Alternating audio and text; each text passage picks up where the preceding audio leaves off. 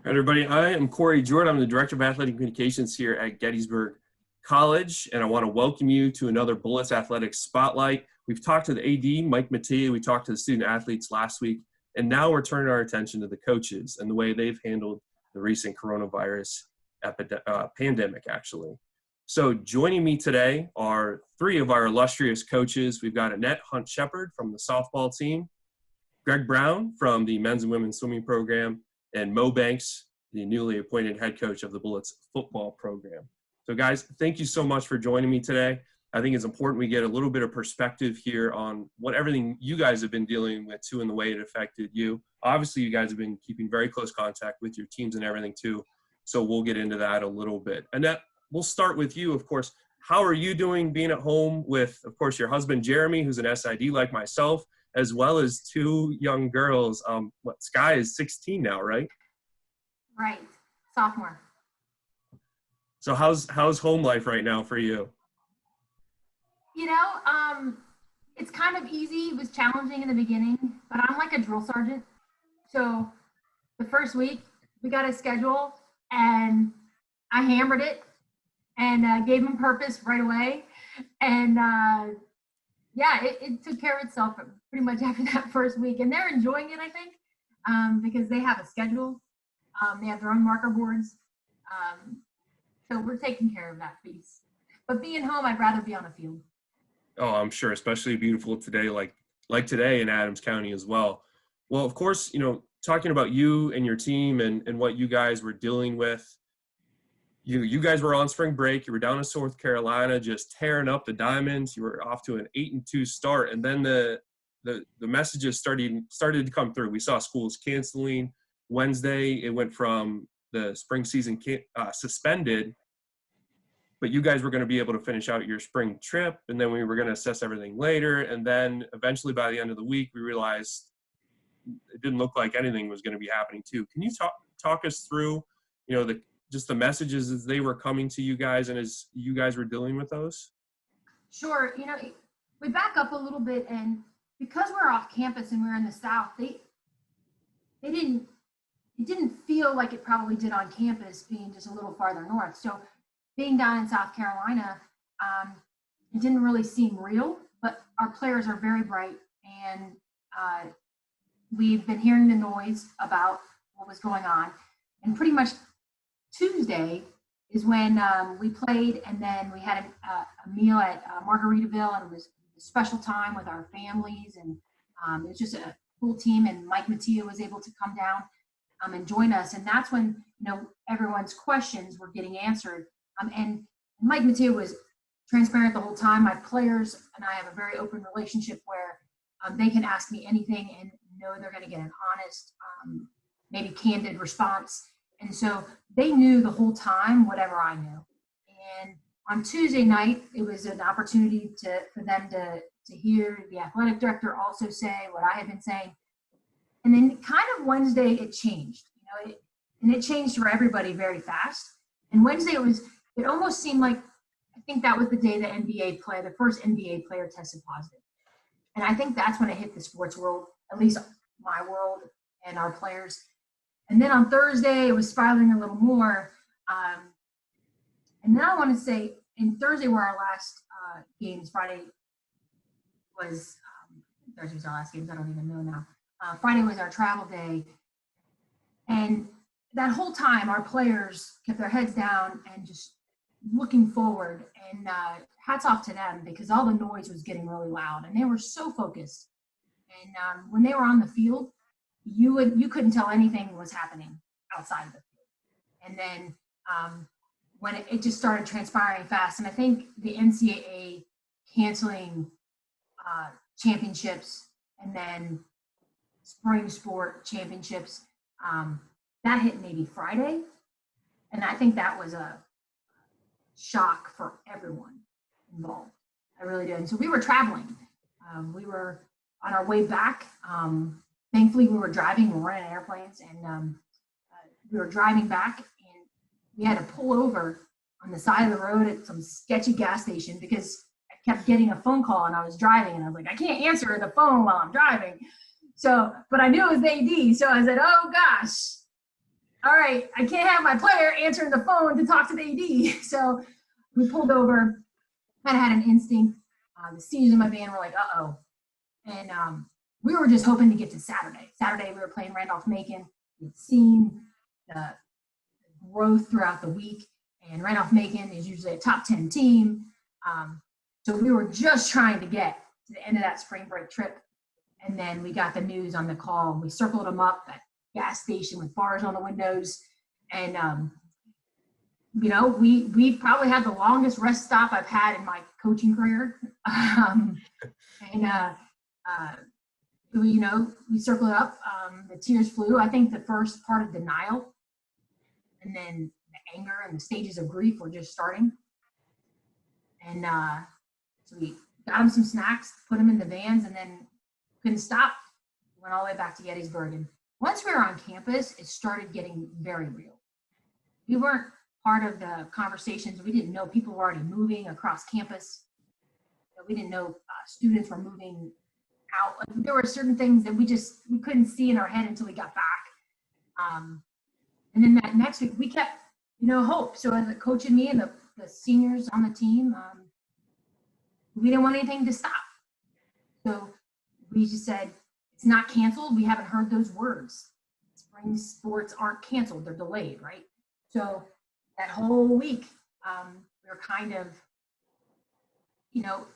just working and going through the process of, once we start back up, whenever it is, we're going to be the best team on the field.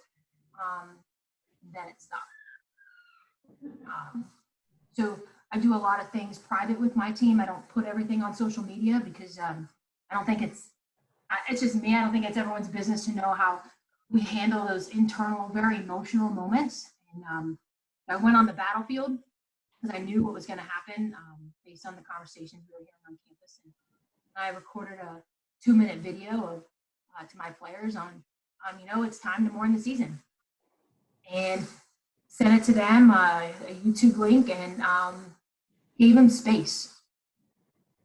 And after a few days, and I told them, we're going to give you some time for this.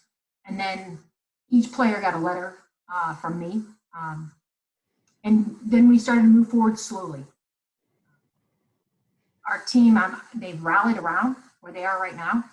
And, they're just still looking for a purpose, a mission. That's kind of where we're at. Well, Greg, your team in particular, you're coming off the highest of highs, winning that conference title for the women, a great meet for the men too, Centennial Conference Championship inside the Bullets pool. You had 4 young women that were scheduled to go to the national stage. The Tuesday on the 18th, I believe, is when they were scheduled to swim. So you guys were headed out maybe Sunday or Monday. Describe kind of the dominoes, how they fell into place for you and communicating with your swimmers and everything too that week. So we were on break during that stretch of time when we were trying to really decide what was happening. And I was just staying in contact with the ladies to make sure that they were still feeling good about the situation. I mean, all 4 of them were absolutely ready to go. I think they were frustrated because we weren't getting any answers to what we were going to do. Are we going to go? Are we not? And I had been, speaking to Mike a lot, and I don't think he was getting a lot. It was kind of up in the air what was happening with the NCAA meet. I think it threw into confusion too that the Division II meet was actually going on like right then. I think it started that Wednesday, as Annette kind of alluded to when the whole, when the NBA decided to shut it down. I think Division II started that day, and I think they swam the next day, that Thursday. So at that point, we were still thinking, well, hey, they're still running the Division II meet. They're talking about they're going to do it with no spectators. So we were really thinking it was still going to happen. And then I guess it was Friday that they officially canceled the meet. And, we talked to Mike and it was tough. I mean, it was a tough thing. Alyssa and Hannah, they're both freshmen. They're going to have plenty of time to qualify again. Katie Cooper's a sophomore, had just such a tremendous year. I think that, she's going to be a lock to make it again. The tough one was Kate Crilly. I mean, to qualify as a senior, she's always wanted to qualify and go and swim at the highest level. And she was not only swim a relay, but swim in an individual event. I just think it was something that she was just, I think swimming had been a little tougher for her leading up to her senior year. And then she just exploded this year and, was swimmer of the meet. And for me, it just was, letting her know, hey, look, like, I know you don't get to go to swim the meet. And I know that's hard as a senior, but she couldn't discount anything that, she was the conference's swimmer of the year. And she won 5 gold medals at the conference meet. I mean, she was part of, like 6 school records. So while it's a downer to not go to the meet, it's certainly, it wasn't anything that it shouldn't define her as a swimmer in her career. Just because she always will be a qualifier. She'll always be she was, she's an All-American, and nobody can take those things away from her. Yeah, and props to the coaches organization as well. They actually went ahead and gave All-America status to all the qualifiers at the Division III level. So those 4 young women are all All-Americans. That story came out today. So Kate Crilly will have her name up on the new pool board, the school records, 7 times in total. She also had the 800 free record as well as an All-America status too. So once we get back to campus, we'll be able to put those up on the pool board. And Greg, before I switch over to Mo, I heard your son in the background there. How's home life? So, it's been good. I was joking earlier. I mean, my he's living his best life right now. I mean, his parents are both home and we play all the time. And we bought him a bounce house like right before this all, kind of came down, which was a great investment. He's really into the Disney movie Cars, whether it's Cars 1, 2, or 3. Currently it's Cars 2, which is the choice of film. But he's got tons of race cars and it's the thing that's nice about, I guess, having a little guy is he keeps everything fresh. We never, other than watching Cars 2 over and over again, we seem to not play with anything though 2 days in a row. Like it's always something new to play with. So, he loves it. I mean, my wife asked him the other day if he was, if he wants to go back to school, like daycare. And he was like, no, I don't want to. I want to stay home. So it's been good. I mean, it's tough, being home. I mean, I wish we could, we have a state park close to the house and we were going there and they had a playground there, but they shut down the playground. They blocked it off. So that's tough. But we have a beagle and we take, all 4 of us go to the state park and, the poor beagle just wants to keep moving and my son wants to stop every, 3 steps and pick up a rock or a stick or something. But it's been good. I mean, it's been a lot of good family time. And honestly, too, Corey, like the thing that's funny about this is more of a downtime for me. I mean, there's recruiting, there's no practices, the season's over. I was also trying to give our athletes some space. I think that the month of March is a good time for them to, it's a long swim season. I mean, we started back in September and we went all the way till the end of February and they needed some time. And, so it's strange for me, with this all going on because it would have been like, I would have taken the week after NCAA's off completely. And, that changed and it didn't change, I guess. But, we're all making the best of it. I mean, I think like everybody and, it's nice. I mean, I don't have a teenager who probably, I can't tell you how many recruits I talk to and they can't wait to get out of their house. Like they've been in their house with their parents and their sisters, their brothers for weeks and they're ready to they're already ready to go to college. A lot of those kids. I'm sure Annette can relate to that right now. Well, Mo, turning gears to you, obviously you're the new person on the staff. It was Greg, now it's you. So you started in February. How have things been for you at home? Are you moved now into the area? So I moved right before everything started getting shut down. So the beginning of March, I moved in. So kind of had some time to settle in now. And of course, with you, this was your off season technically. Of course, we have spring ball that was lining up as well. But for you, it was about establishing the connections to your players and trying to communicate with them. And you were trying to hire members of your staff too. So Yeah. how are you trying to keep connected through all of this and stay, up to date with what was going on with your student athletes? I mean, you have a team of, almost 100 young men. Yeah. So, and right now we've got about 80 something guys that, between our freshman and junior class.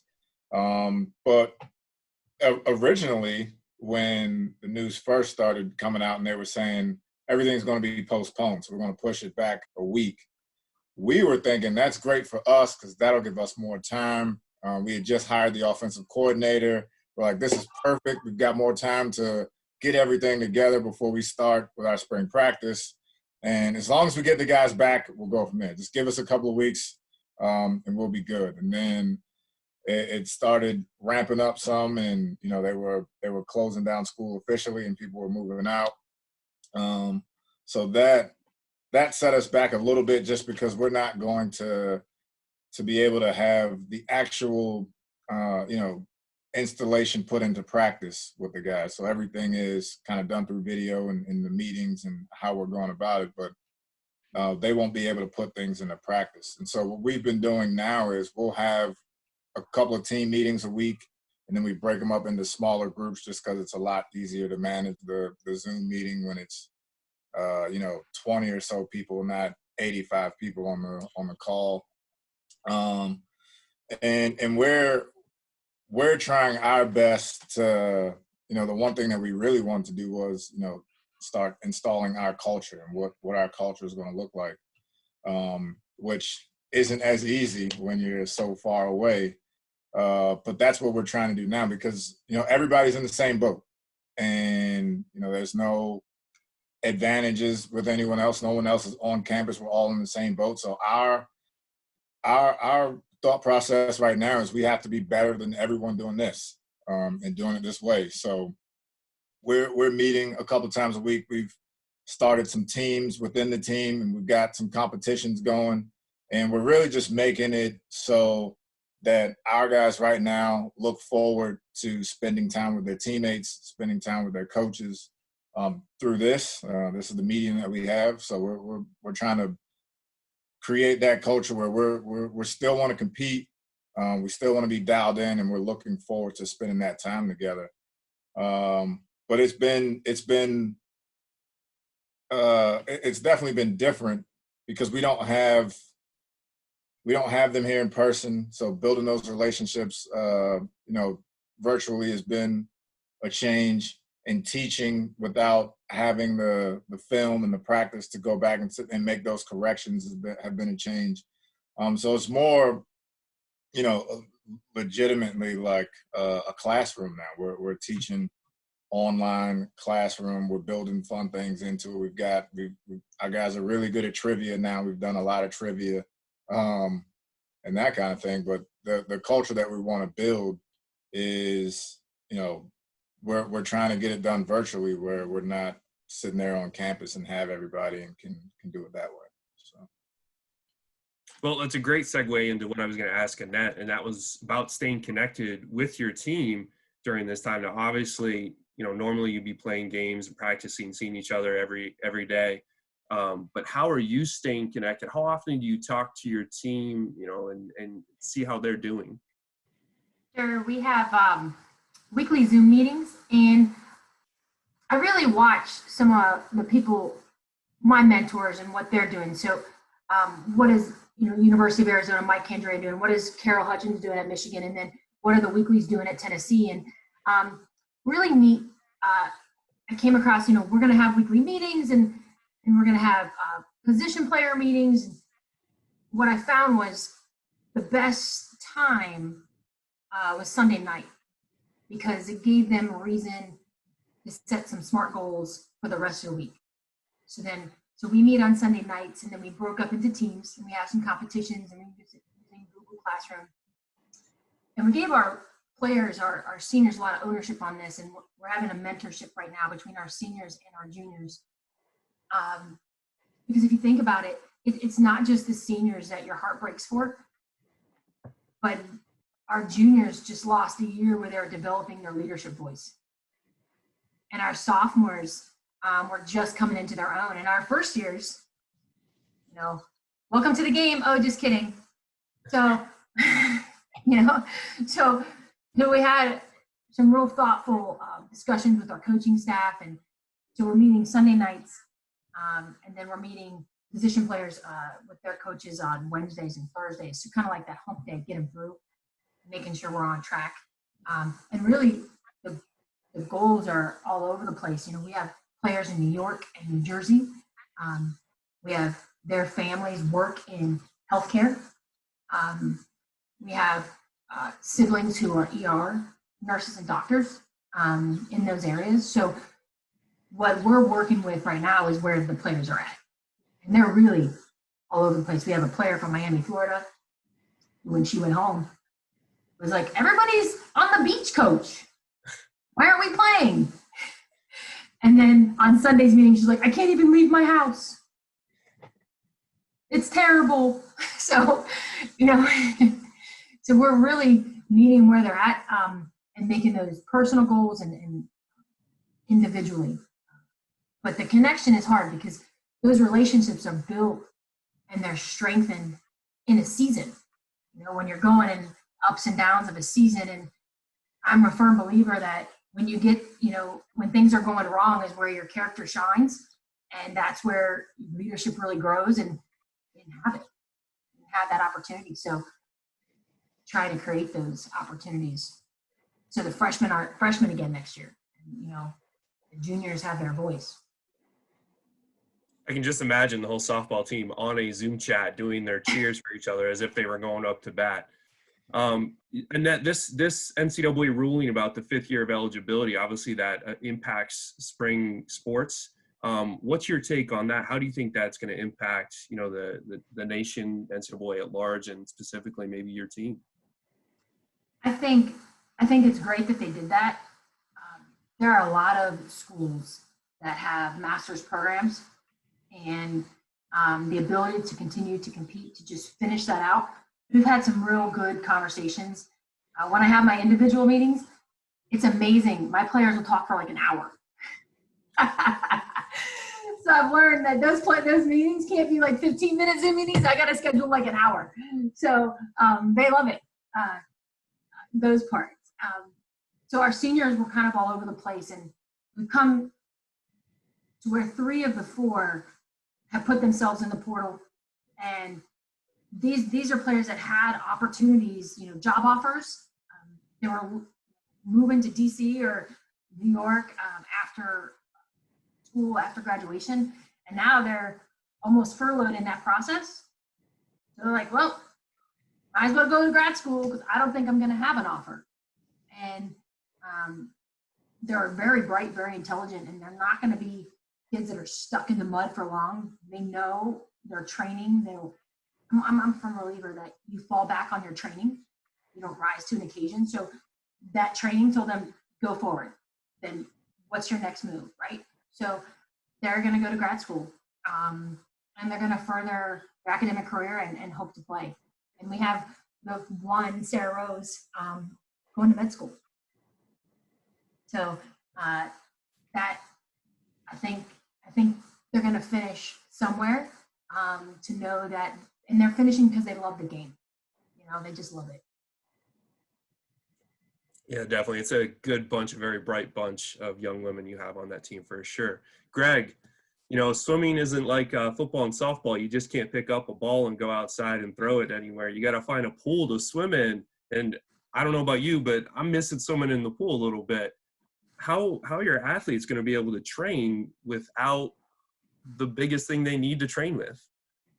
The reality is they're not. And, as hard as that is for me to say, that's just you can go out and you can run and you can bike. And I know a lot of kids are doing like core work and they're doing body weight stuff. And, like some kids have like a home gym in the basement, or they're like riding their parents' Peloton or something. But ultimately it doesn't give you the same exercise, I guess, is the easiest way to state it. So, it'll present challenges, I think. And I just tell the kids, look, like, you just have to, we'll make the best of it. Like, don't worry about it. I don't want, we just came off the season. So I don't want there now to be already concerns that kids have about training and can I get in the water? And I mean, look, like, I want them to be in the water as much as they do. But I think as we move forward, depending on how this happens, I mean, it just, we make adjustments when we start our season. We make adjustments to how we train and how we lift and, the things that we do. Maybe we can't go maybe as hard as we did this past September. Maybe we have to look at that in a different way. I don't worry about that. I think that we put together some really good training for them this past year. And, I think that they'll have a lot of confidence in that training. It's always hard when you're in your first year. I mean, they didn't know me. They didn't know how I was going to train them. Everybody thought I was like, oh, this is this Army guy. And what's he going to make us do?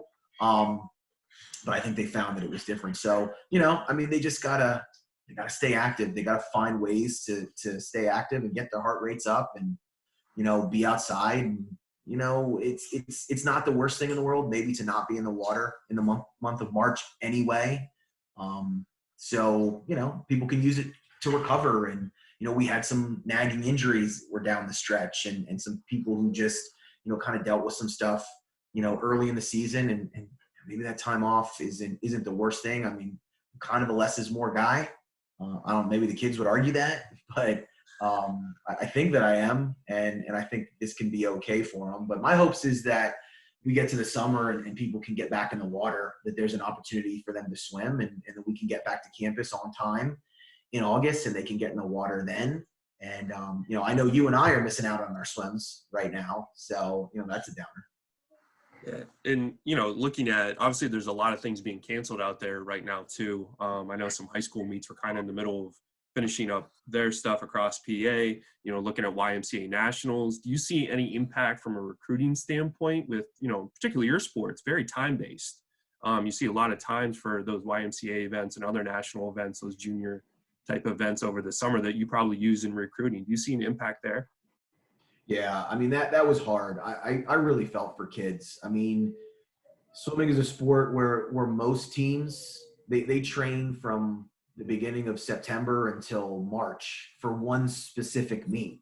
And then when that meet doesn't happen, I mean, any kid out there who's currently a junior, who's on the edge in any way, maybe they're a kid who's just on the edge of being a legitimate Division I talent.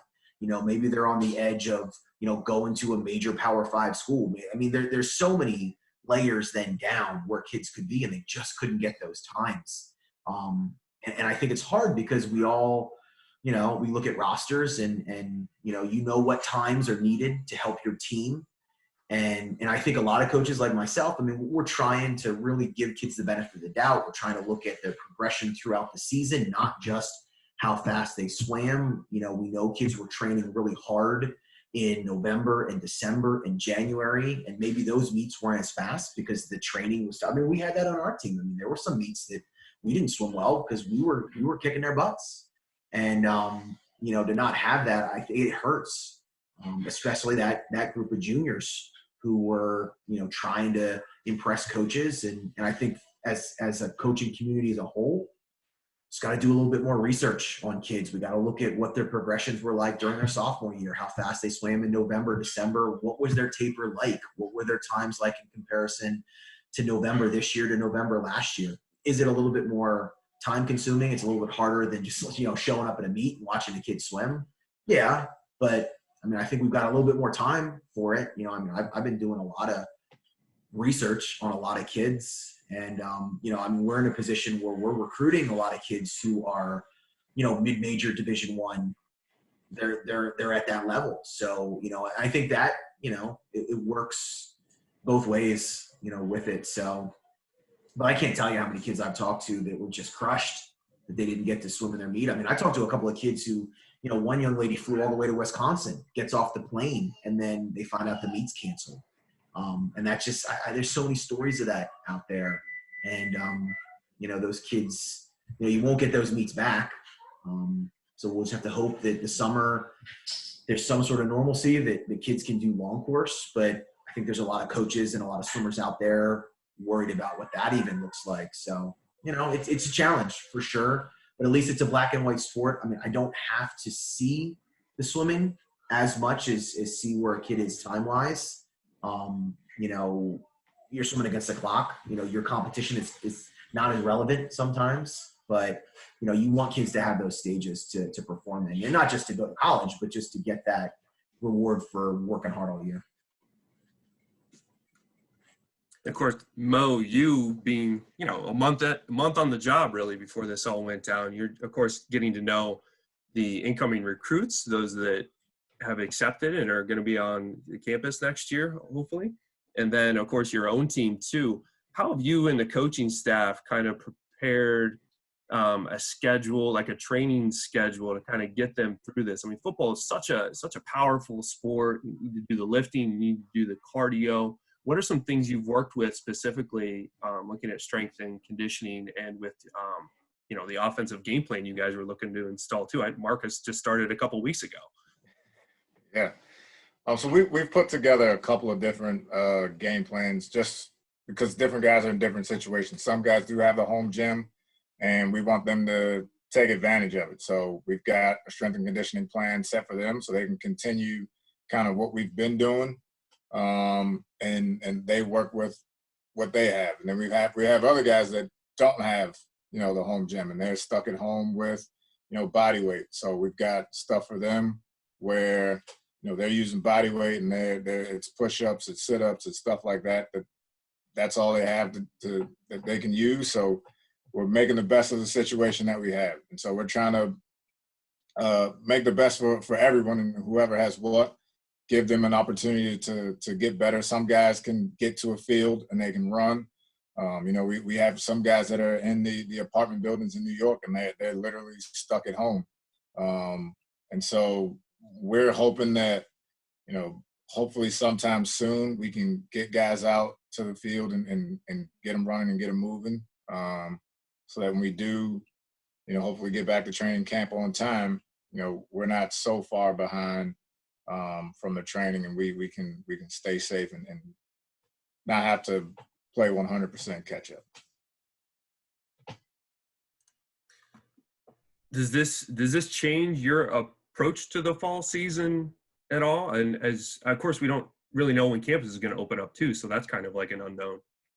Yeah, it definitely changes the approach just in terms of the installation. So we're not going to be able right now to teach the playbook, have them go out and practice it like we were in the spring, and then come back, watch the film, and then correct it. So we're going to have to do all of that when we get to, you know, preseason camp.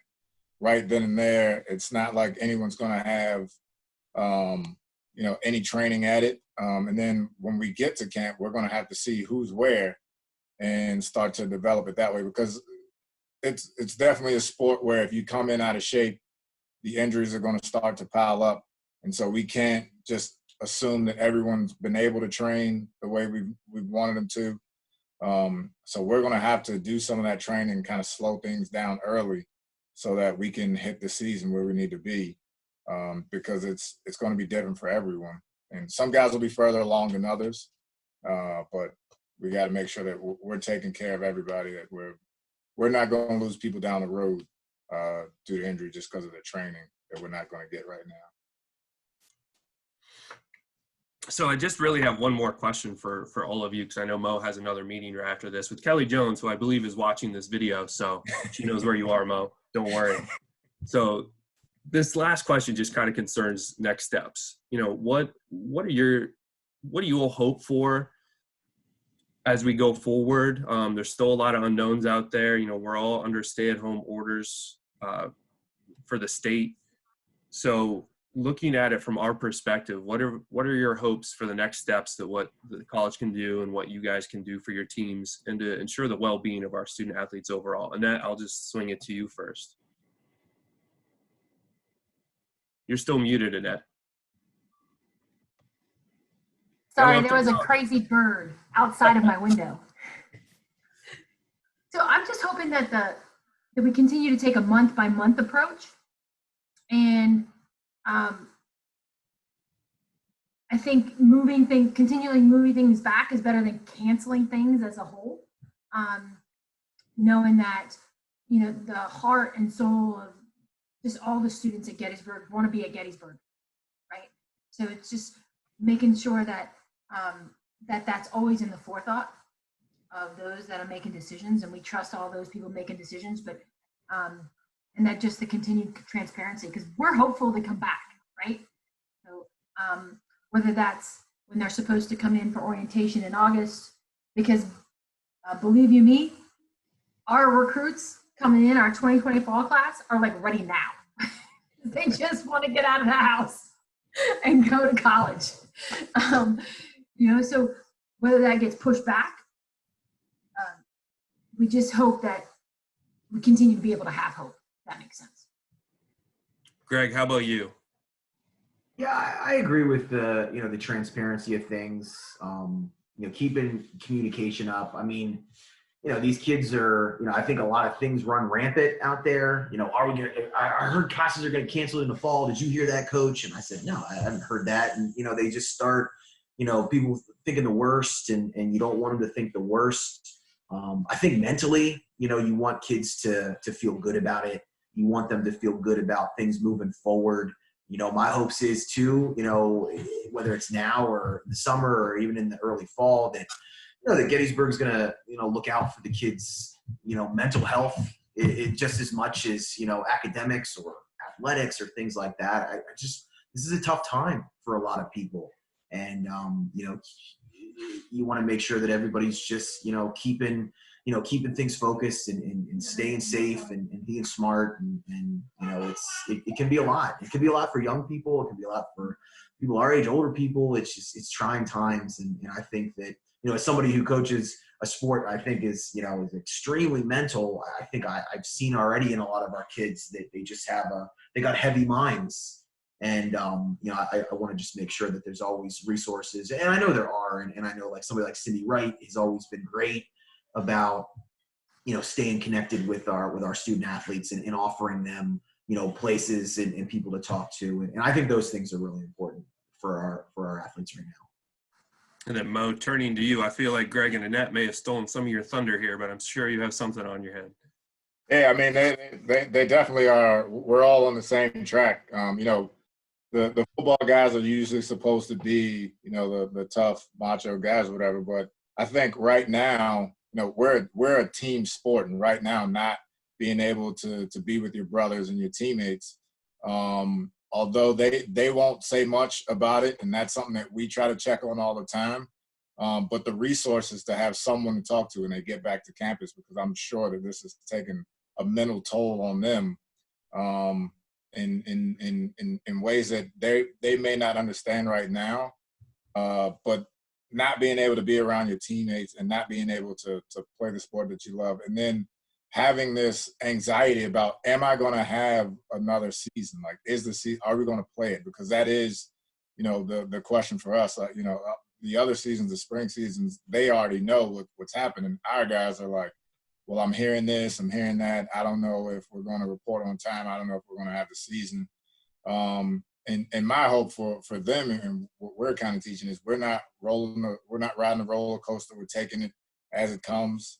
We deal with the situation when we get it. And so, yeah, we hope that we have the season, that it starts on time. But we're going to need to have those resources to sit down with those guys and talk to them and get them that mental preparation to get it all back together before we get started. So. Yeah, there are a lot of unknowns. There are a lot of people at desks that are bigger than ours that are deciding the fate of the college and the fate of the state and the nation at large. And I think we all just need to take things day by day, as you've all stated. So that does it for this Bullets Athletics Spotlight.